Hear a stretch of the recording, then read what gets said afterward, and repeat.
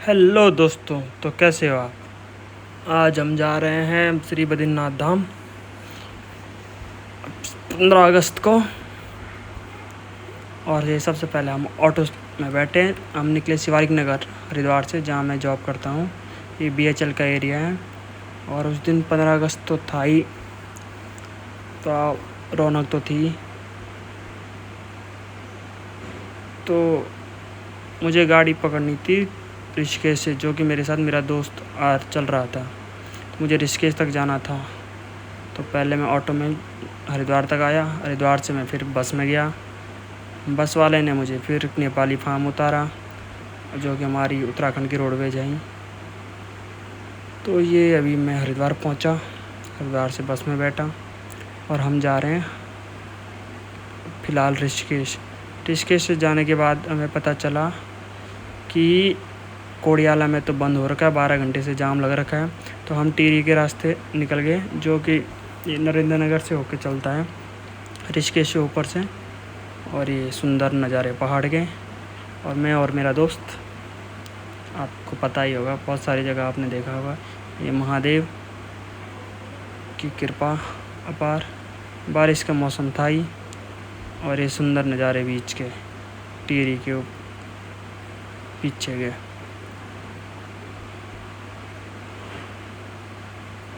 और ये सुंदर वाटरफॉल,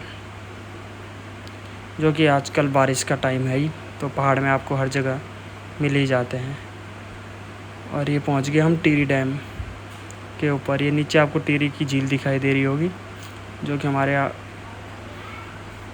डैम है ही, टिहरी डैम, जो कि दुनिया का सबसे ऊपर ऊंचाई पे बना हुआ डैम है। यह है टिहरी डैम। तो बारिश का मौसम था ही, पर बारिश बंद हो गई थी सुबह से ही। और ये टिहरी डैम के बाद यहाँ पे सिक्योरिटी रहती है, फिर ही मैंने फ़ोन निकाल ही दिया थोड़ा बहुत। ये टिहरी डैम के ऊपर से हम जा रहे हैं, highest dam in Asia.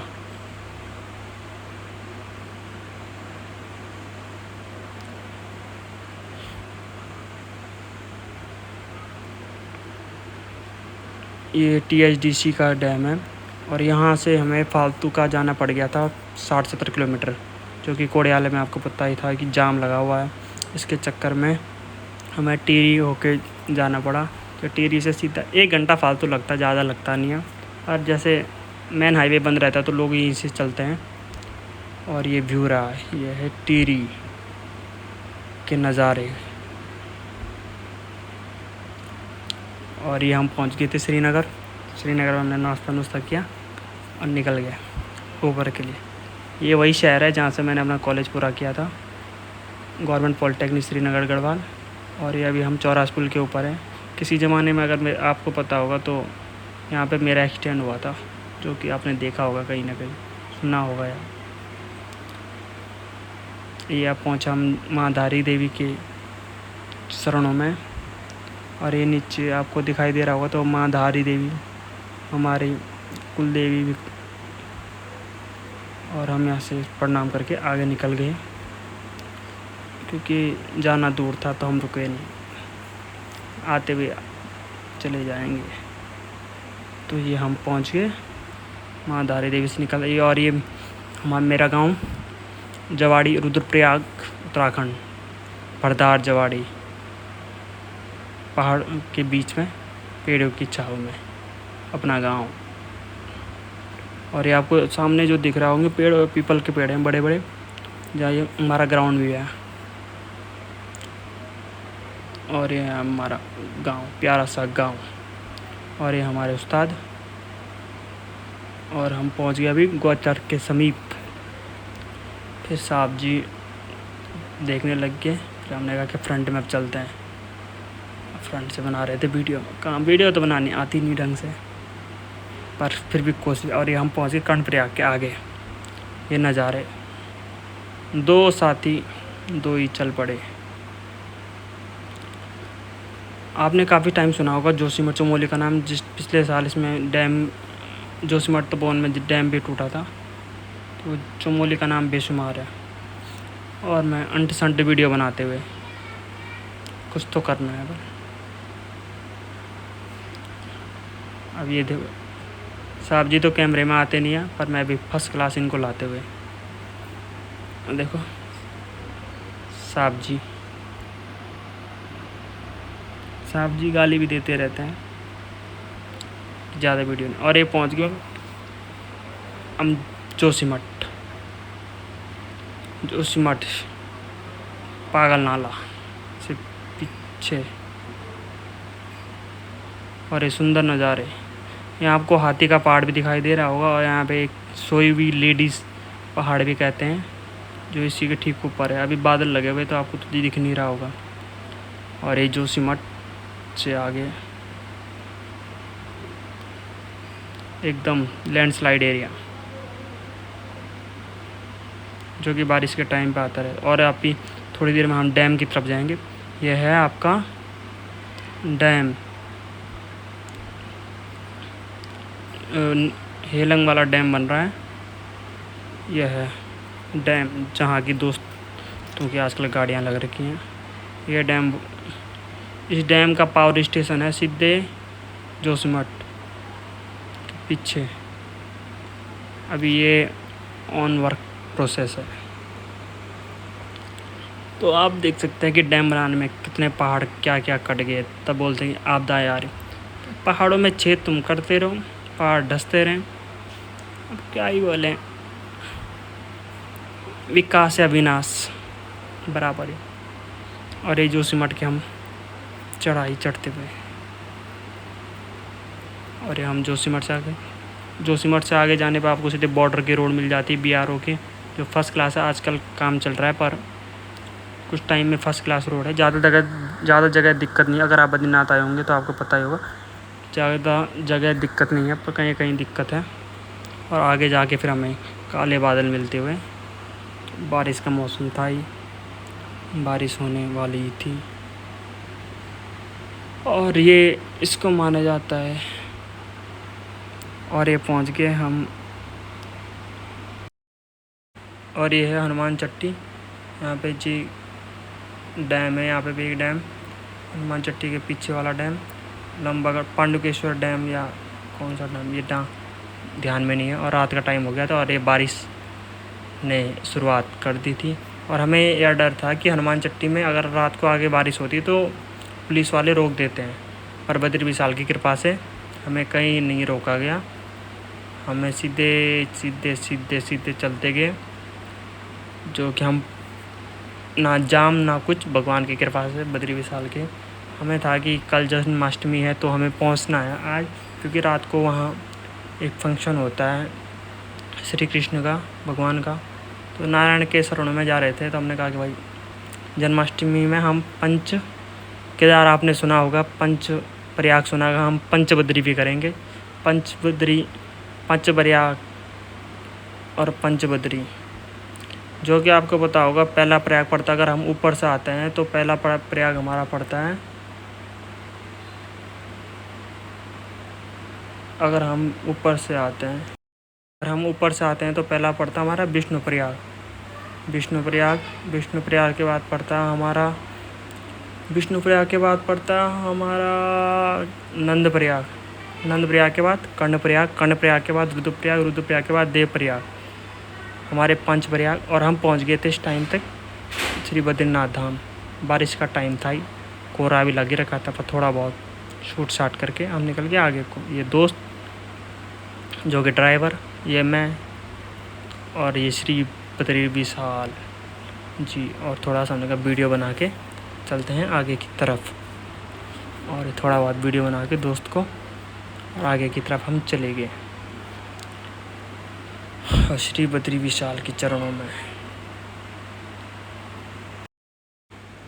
Badrinath भगवान विष्णु को समर्पित एक प्रसिद्ध और पवित्र हिंदू धाम है, जो भारत के 4 धामों में से एक है। यह अलकनंदा नदी के किनारे स्थित है और नर नारायण पर्वतों के बीच बसा हुआ है, जो भगवान विष्णु के निवास स्थान के रूप में माना जाता है। बद्रीनाथ धाम की महिमा, यहाँ के प्राकृतिक सुंदरता, पौराणिक कथाएं और मान्यताएं इसे हिंदुओं के लिए एक महत्वपूर्ण तीर्थ स्थल बनाती है। और ये जब तक हम पहुँचे थे तब तक कार्यक्रम चल ही रहा था। तो ये कार्यक्रम में यहाँ पे उठाई हुई डोली, हमारे बाल कृष्ण डोली।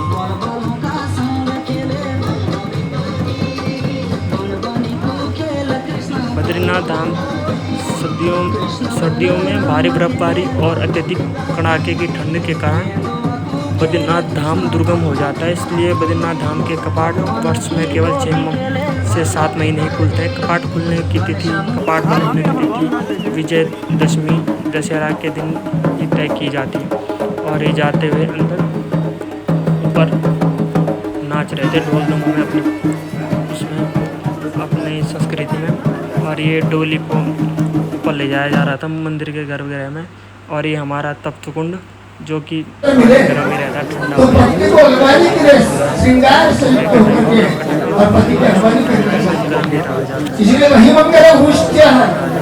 तो आज वही जो है मंगल चिन्हों से संयुक्त होकर के मारो भगवान की अगवानी के लिए उपस्थित है। बद्रीनाथ के पुजारी भी आएंगे। अरे भगवान के नारे लगाते हैं।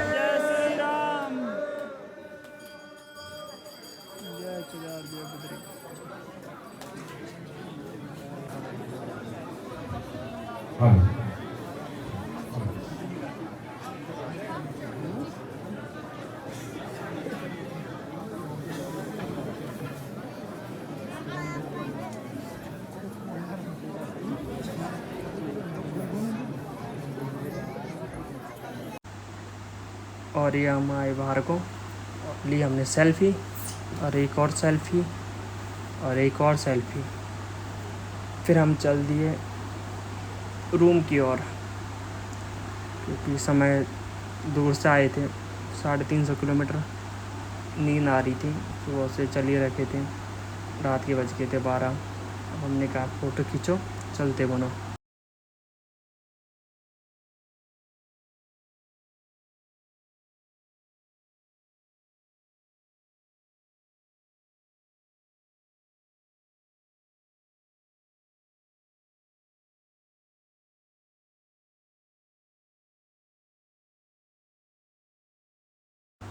फिर हम चले गए रूम की ओर और सीधे सुबह फिर मंदिर के दर्शन करते हुए बाहर पे फ़ोटो खींचते हुए फ़ोटो खींची बद्रीनाथ भगवान के साथ और अपनी उस दोस्त की। फिर दोस्त ने भी की फ़ोटो खींचते हुए और बद्री विशाल को अल्ट्रा वाइड व्यू में एक भी शॉर्ट वीडियो बनाते हुए।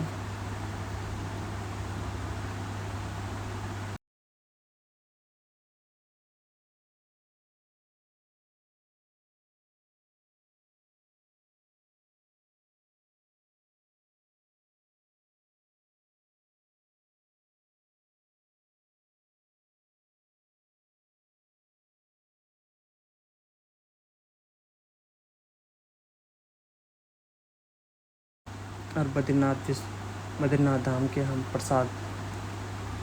पूजा प्रसाद के साथ निकल गए माणा की ओर। अब हमारा प्लान था कि माणा विजिट करते हैं। माणा की पौराणिक कथाएं हैं और हम बताएंगे आपको कि माणा क्यों प्रसिद्ध है। अभी तो बहुत सारे लोग जानते हैं कि माणा भारत का प्रथम गांव, कभी आखिरी गांव हुआ करता था। और माणा में की मान्यताएं मैं आपको बताऊंगा कि माणा क्यों प्रसिद्ध है। और हम चल पड़े रूम की ओर। रूम से फिर उठाई हमने गाड़ी और गाड़ी चमसित चले माणा BRO। और यह है माणा। 5 पांडव यहीं से स्वर्गारोहण की तरफ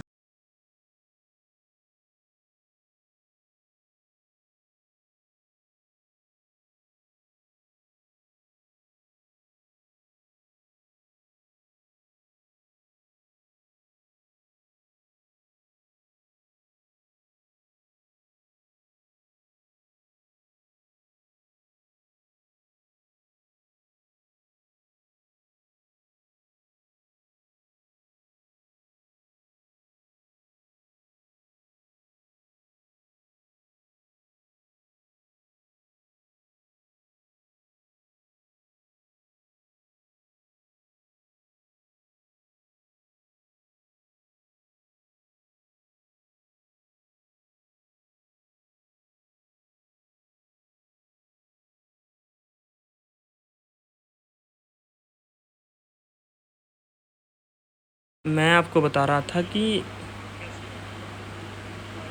उसमें जो हमारी वेद व्यास की गुफा है, तो वहाँ जो हमारे महाभारत की पुस्तकें थी, तो माना जाता है कि वो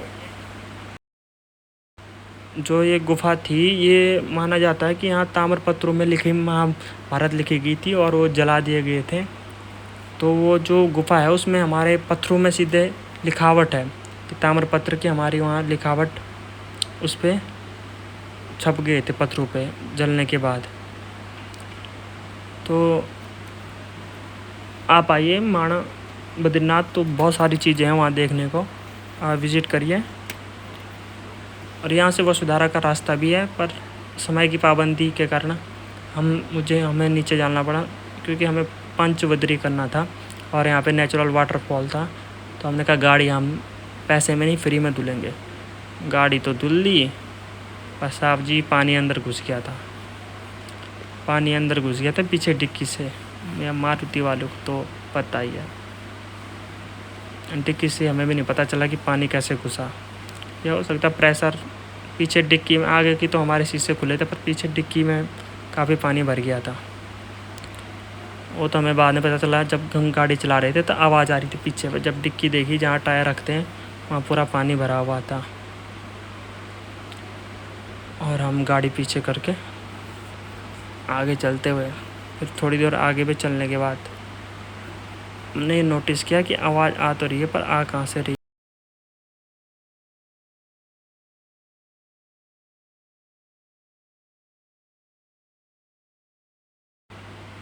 फिर पीछे करके दोस्त तो पानी निकाल रहा है डिक्की से, और मैं सुंदर नज़ारे कैप्चर करता हुआ श्री बद्रीनाथ धाम के। उसको बोला तो पानी निकाल, मैं वीडियो बनाता हूँ। और ये व्यू था शाम का।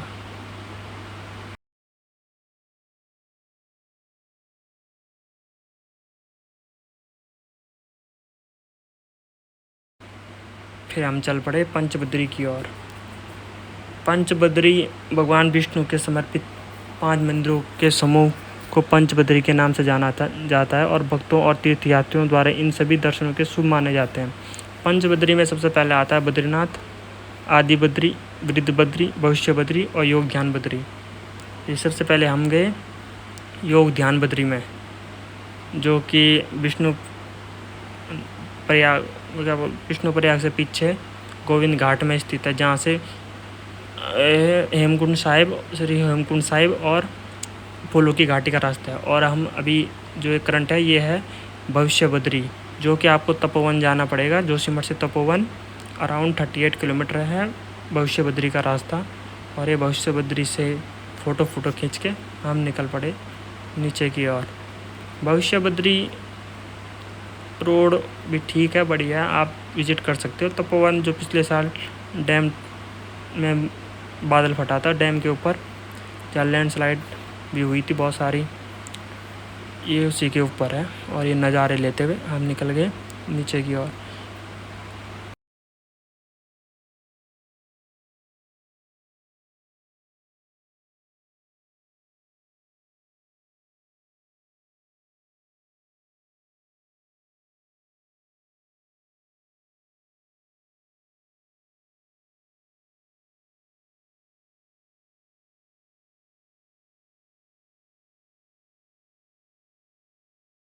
फिर भविष्य बद्री के बाद हमें जाना था वृद्ध बद्री, जो कि आपको जोशीमठ से नीचे उतरेंगे तो हेलंग में पड़ जाता है। ये भविष्य बद्री श्री वृद्ध बद्री है, जोशीमठ से केवल नीचे है। और ये तपोवन का डैम है, जो पिछली बार आपने देखा होगा, जहाँ भीषण आपदा आई थी।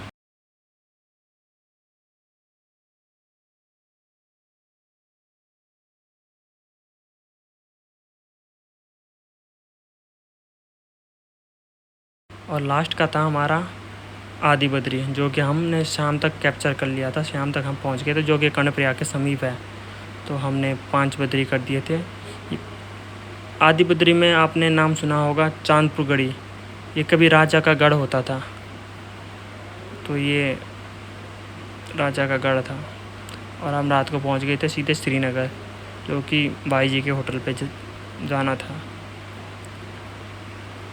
तो हम पहुंच गए श्रीनगर। फिर सुबह का टाइम, वीडियो खोलो, दोस्त चले गया नहाने और सुबह बारिश, जाना था हमने ऋषिकेश। तो पहले दोस्त के साथ घूमे श्रीनगर में कुछ पुरानी यादों के साथ। उसके बाद हम चल पड़े नीचे की ओर। ये 3 धारा के ऊपर का व्यू है, दिन का व्यू कह सकते हो आप, 3-4 बजे का, जिसमें धूप अच्छी खासी थी और मैं वीडियो लेते हुए